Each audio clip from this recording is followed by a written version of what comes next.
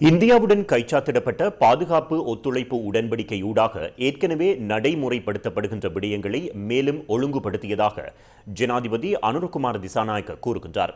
காலையில் இன்று பிற்பகல் நடைபெற்ற மக்கள் சந்திப்பில் கலந்து கொண்டு உரையாற்றிய போதே ஜனாதிபதி இதனை தெரிவித்தார். உள்ளூராட்சி மன்ற தேர்தலை இலக்காக கொண்டு தேசிய மக்கள் சக்தி ஏற்பாடு செய்திருந்த மற்றொரு பரப்புரை கூட்டம் காலையில் இன்று பிற்பகல் நடைபெற்றது. ஜனாதிபதி அனுரகுமார திசாநாயக்க இந்த கூட்டத்தில் கலந்து கொண்டார். අනාගත සුබසීන පොදබඳින ආදරණීය මිනිසුන්ගේ බලාපොරොත්තුව මාතෘ භූමියේ උස් නිදහස වෙනුවෙන් ශ්‍රී ලාංකේය භූදේශපාලන මේ වෙලාවේ අහිතකර තත්ත්වයක් නිර්මාණය වෙලා තිබෙනවා. பூகோள அரசியலில் தற்போது பாதகமான நிலை உருவாகியுள்ளது. எமது ஏற்றுமதிக்கு ஓரளவு தாக்கம் ஏற்படக்கூடிய வகையிலான தீர்மானங்கள் எடுக்கப்பட்டுள்ளன. நாம் அதனை தீர்த்துக் கொள்வதற்கான அதிகபட்ச முயற்சியை மேற்கொண்டு பேச்சுவார்த்தைகளை நடத்துகின்றோம். அதற்கான தீர்வை காணும் அதேவேளை அத்தகைய சவால்களை எதிர்கொண்டு எமது நாட்டின் பொருளாதாரத்தில் மீண்டும் நெருக்கடி ஏற்படாத வகையில் அந்த சவால்களை எதிர்கொள்வதற்கான திட்டங்களை வகுத்து வருகின்றோம். பிரச்சனைகளுக்கு தீர்வை தேடும் அதேவேளை சவால்களை எதிர்கொள்வதற்கும் திட்டங்களை தயாரித்து வருகின்றோம். நாம் எதிர்பாராத ஒரு நிலைமையை தற்போது உருவாகியுள்ளது. எனினும் எமது நாட்டின் பொருளாதாரம் மிகவும் சிறந்த ஒரு முன்னேற்றத்தை காண்பிக்கின்றது. சர்வதேச ரீதியில் ஏற்பட்டுள்ள இந்த நிலைமை எமக்கு ஓரளவு தாக்கத்தை ஏற்படுத்தும். அதனை ஒரு நாடு என்ற ரீதியில் நாம் எதிர்கொள்ள வேண்டும். இது அரசாங்கத்தின் பிரச்சனை அல்ல, அரசாங்கம் எடுத்த தீர்மானங்கள் தொடர்பிலான பிரச்சனையும் அல்ல, அரசாங்கத்தின் அரசியல் நிகழ்ச்சி நிரலுடன் தொடர்புடைய பிரச்சனையும் அல்ல, அரசாங்கத்தின் ஜனநாயகம் தொடர்பான பிரச்சனையும் அல்ல. இங்கு பூகோள அரசியல் பிரச்சனையை உருவாகியுள்ளது. அந்த பிரச்சனையை நாம் அரசியல் கட்சிகள் என்ற ரீதியில் அல்லாது ஒரு தேசமாக எதிர்கொள்ள வேண்டும். ஆகவே இந்த நாட்டில் உள்ள அனைத்து மக்களிடமும் நாம் வேண்டுகோள் விடுக்கின்றோம். இத்தகைய பிரச்சனை ஏற்படுவதை தவிர்ப்பதற்காக நாம் அதிகபட்ச தலையீடு செய்யும் அதேவேளை அத்தகைய பிரச்சனைகளை எதிர்கொள்வதற்காக ஒரு தேசமாக நாம் தயாராக வேண்டிய நேரம் வந்துள்ளது. எந்த ஒரு நாடும் தமது நாட்டின் வரி தொடர்பில் தீர்மானங்களை எடுப்பதற்கு உரிமை உள்ளது. அந்த உரிமையை எம்மால் புறக்கணிக்க முடியாது. இது எம்மை மாத்திரம் இலக்காக கொண்ட, எம்மை வேட்டையாடுவதற்காக கொண்டு வரப்பட்ட தீர்மானம் அல்ல, பொதுவாக இடம்பெற்ற விடயமாகும்.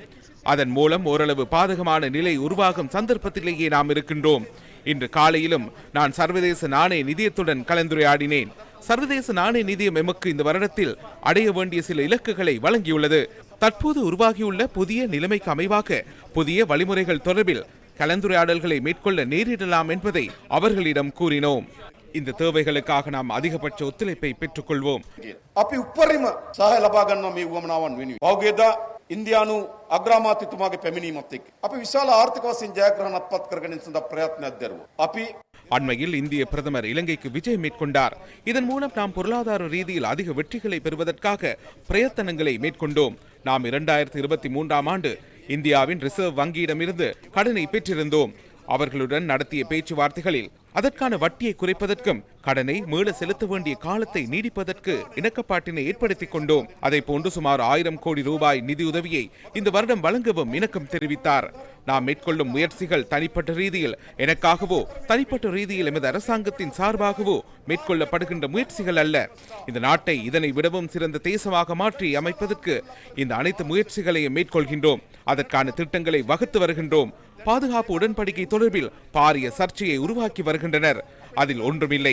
ஏற்கனவே நடைமுறைப்படுத்தப்பட்டுள்ள விடயங்களை, குறிப்பாக ஒன்றிணைந்த நடவடிக்கைகள் உள்ளன, ஏற்கனவே ஒன்றிணைந்த பயிற்சிகள் உள்ளன. எமது அதிகாரிகள் அங்கு சென்று பயிற்சிகளை பெறுகின்றனர். ஏற்கனவே ஒன்றாக இணைந்து மேற்கொள்ளப்படுகின்ற ஆய்வுகள் உள்ளன. அவற்றை ஒழுங்குபடுத்துவதற்காகவே நாம் இணக்கப்பாட்டிற்கு வந்தோம். நாம் இந்த பிராந்தியத்தின் பாதுகாப்பை உறுதிப்படுத்த வேண்டும். பாதுகாப்பு துறையில் அதிக தொழில்நுட்பம் உள்ள, பாதுகாப்பு தொடர்பில் நிபுணத்துவம் உள்ள தரப்பிடமிருந்து நாம் ஒத்துழைப்பை பெற வேண்டும். அப்படி இல்லாமல் எவ்வாறு எமது நாடு முன்னோக்கி செல்ல முடியும்? நாம் அவ்வாறு சென்றிருக்கலாம். 76 வருடங்களாக இந்த நாட்டில் தொழில்நுட்பம் மற்றும் விஞ்ஞான துறைகளில் முன்னேற்றத்தை ஏற்படுத்துவதற்கு இந்த ஆட்சியாளர்கள் நடவடிக்கை எடுத்திருந்தால் அது சாத்தியமாக இருக்கும். ஆனால் என்ன நடந்தது? 76 வருடங்களாக ஏனைய நாடுகளின் தொழில்நுட்பம் வளர்ச்சி அடைந்தது. உலகில் தொழில்நுட்பம் துரிதமாக மாற்றமடைந்தது. உலகில் யுத்த நுணுக்கங்கள் முன்னேற்றம் அடைந்தன. விஞ்ஞான ரீதியிலான கண்டுபிடிப்புகள் துரித முன்னேற்றத்தை அடைந்தன. நாம் ஒன்றுமே செய்யாத ஒரு தேசமாக மாறிவிட்டோம். நாம் தற்போது என்ன செய்ய வேண்டும்? அந்த புதிய வெற்றிகள், புதிய தொழில்நுட்பம் ஆகியவற்றை அடைந்துள்ள நாடுகளிடமிருந்து ஒத்துழைப்பை பெற்றுக்கொள்ள வேண்டும். அது தேவையில்லையா? அதனை நாம் செய்து வருகின்றோம். நாட்டுக்கும் நாட்டு மக்களுக்கும் இதனை விட சிறந்த வாழ்க்கையை ஏற்படுத்தி கொடுக்கவும், எமது நாட்டிற்கு இதனை விட சிறந்த மகத்துவத்தை உருவாக்கி கொடுக்கவும் வேண்டும் என்ற நோக்கத்தில் செயற்படுகின்ற அரசாங்கமே இதுவாகும். நிர்மாண கிரிமி அரமுனை வெட කරන ආණ්ඩුවක් මේක.